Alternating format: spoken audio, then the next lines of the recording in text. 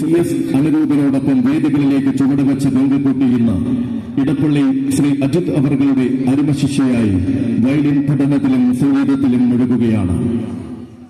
250ഓളം വേദികളിൽ തന്റെ കലാവിരുന്ന ഗംഗാപ്രവാഹമാക്കി തീർത്ത കുമാരി ഗംഗാ ശശിധരനിത വീണ്ടും നാദതാളങ്ങളുടെയും ലയഭാവങ്ങളുടെയും രാഗസുരങ്ങളുടെയും ആരാധനാമൂർത്തിയായ തിരുവൈക്കത്തപ്പന്റെ തിരുസന്നിധാനത്തിൽ വന്നു ചേർന്നിരിക്കുകയാണ്. ഗംഗയുടെ ഗംഗാതരംഗത്തിന് മൃദംഗം ഒരുക്കിക്കൊണ്ട് ഇന്ന് സുപ്രസിദ്ധ മൃദംഗ കലാകാരൻ ശ്രീ തൃപ്പൂണിത്തുറ ശ്രീകാന്ത് അവറുകൾ കൂടെ ചേരുമ്പോൾ തിരുവൈക്കത്തപ്പന്റെ മണ്ണിലെ കുരുന്നുകൾക്ക് വിദ്യ പകർന്നു കൊടുക്കുന്ന അധ്യാപകനും സുപ്രസിദ്ധ കലാകാരനുമായ ശ്രീ തൃപ്പൂണിത്തുറ ശ്രീകുമാർ തകലിൽ വിസ്മയം തീർക്കും. ഘടംവാദനത്തിൽ കേൾവി കേട്ട കലാകാരൻ പ്രസിദ്ധനായ ശ്രീ മാന്നൂർ ഉണ്ണികൃഷ്ണ അവറുകൾ ഈ പുണ്യഭൂമിയിൽ കൂടെ ചേരുമ്പോൾ കീബോർഡ് ഒരുക്കിക്കൊണ്ട് പ്രസിദ്ധനായ കലാകാരൻ ശ്രീ ആകാശ് കൃഷ്ണയും ഒപ്പം ചേരുകയാണ്. റിതംപാടിൽ കലാമൂർത്തിയായ തിരുവൈക്കത്തപ്പന്റെ നാട്ടുകാരൻ നമ്മുടെ സ്വന്തം വൈക്കം വിജയകുമാറും വേദിയിൽ സന്നിഹിതരാകുകയാണ്. അതെ, ഇന്നിവിടെ ഒഴുകുവാൻ ഒരുങ്ങുന്നു സംഗീതത്തിന്റെ ഗംഗാപ്രവാഹം, സ്വരമാധുരികളുടെ ഗംഗാതരംഗം.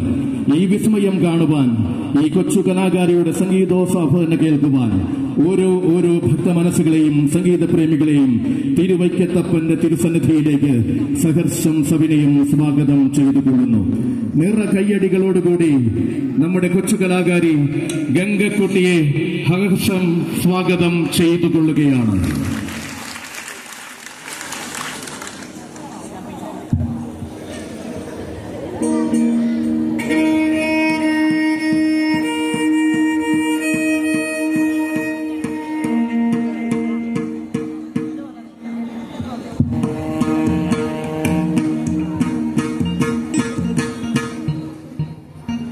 കലാസ്നേഹികളായ ഭക്തജനങ്ങളെ, ഗംഗാതരംഗത്തിലേക്ക് ഹാർദമായി സ്വാഗതം. ഗംഗ എന്ന പേര് ഇപ്പോൾ മലയാളികൾക്ക് ഒരു സ്വരരാഗ ഗംഗാ പ്രവാഹത്തിൻ്റെ കൂടി പ്രതീകമാണ്. കേവലം 11 വയസ്സ് മാത്രമുള്ള ഗംഗ തൻ്റെ വയലിൻ തന്ത്രികൾ തീർത്ത വിസ്മയനാദം കേരളത്തിൻ്റെ ഈ ഭാരതത്തിൻ്റെ അതിർവരമ്പുകൾ ഭേദിച്ച് ലോകമെമ്പാടും പ്രശസ്തമായി കഴിഞ്ഞിരിക്കുന്നു.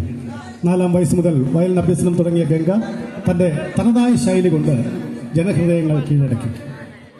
ഗംഗയ്ക്ക് വയലിൻ ഒരു കളിപ്പാട്ടം പോലെ എന്ന് പറയുന്നത് അതിശോക്തി വേണ്ട, അത്ര അനായാസമാണ് ഗംഗയുടെ പ്രകടനം.